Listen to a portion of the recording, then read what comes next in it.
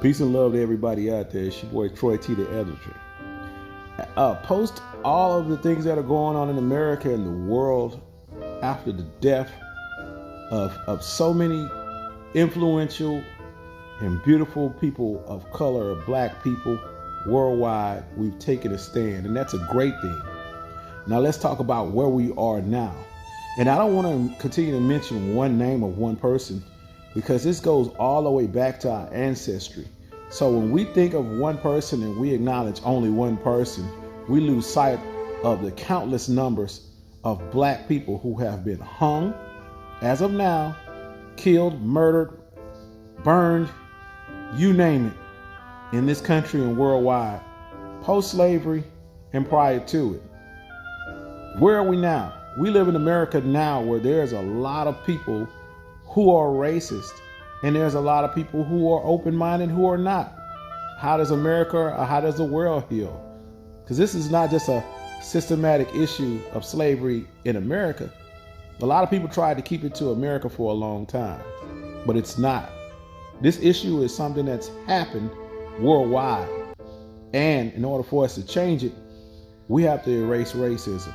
The only way to do it is to push forward and train and teach minds to include all histories of all the atrocities that have happened prior by changing the history books and revising the educational system. That's a start. Another place to start is to consider reparations towards those who have been disproportionately affected by racism.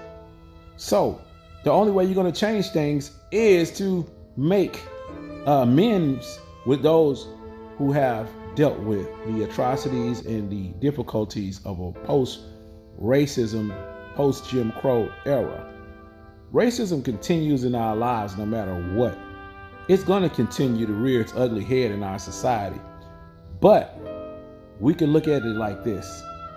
Either we're going to ignore it, or we're going to fight against it. It's a constant fight to change the way things are. But we can only change it one day at a time. I looked at a video the other day of some black men that were in the UK, and a bunch of white men and women were throwing bottles at them. And that's when I knew how serious it was. They were surrounded. It was two of them. And the police came late. Those two young men could have been murdered in the UK. One thing we have to do is, if you are against racism, we have to ban and work to fight against those who are going to harm others. We have to get on code, and we have to fight against racism physically, mentally, spiritually, all the way through. Or we have to live and die by what we believe in. There will be a lot of us who will not make it, or a lot of us who die for what we believe in. But I would rather die for what I believe in, so that my children and the generations after me would have the freedom that Dr. King, Malcolm X, Medgar Evers, and all of those who fought, Harriet Tubman, you name it, so many to name. So I say this. I went in a store the other day. I went in a Starbucks. This is my story. Post all of these murders by police and the injustice of murdering us. And I went to go in to get my breakfast before going to work. This white guy turned towards me. He looked like he was in his 50s. He turns toward me as though I was going to set it off at the Starbucks. I'm dressed immaculately clean in my polo and my jeans, my loafers. But no matter what, a lot of white America does not work or have anything to do with actual black people on a daily basis, because a lot of companies don't hire our people. So they don't have a consistent working knowledge of working with African Americans or dealing with them. And most white people, we have to understand that most white people don't have any interactions with black people at all on a daily basis. So this white guy spoke to me and said good morning. I said good morning to him. But he kept his back turned to me as though he was frightened. As though he was frightened that I was going to set it off in the wake of all that's been going on and riot and loot this place. Anyway, I was like, okay, are you going to move so I can order my latte or whatever? And he wouldn't move for anybody else. And I could sense that he was totally in fear of me just because I happen to be black. And I happen to be a black man. For all of those white people that don't have any black friends, associates, co-workers, you need to really do some soul searching and get over yourself. All of these riots, looting, all this stuff is because of your lack of accountability. When you say, well, I shouldn't be accountable.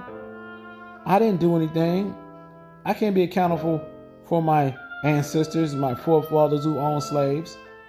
No. Yes, you can. Yes, you can. Stop saying you can't be accountable. If you work at a job and you know that there are no people of color there and you work in a lily white world, you're being held accountable because you never spoken up and asked, why don't we have any black people here?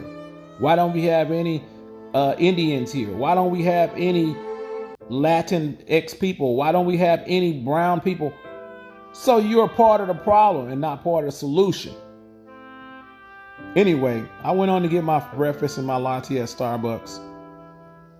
And I just tried to ignore this guy.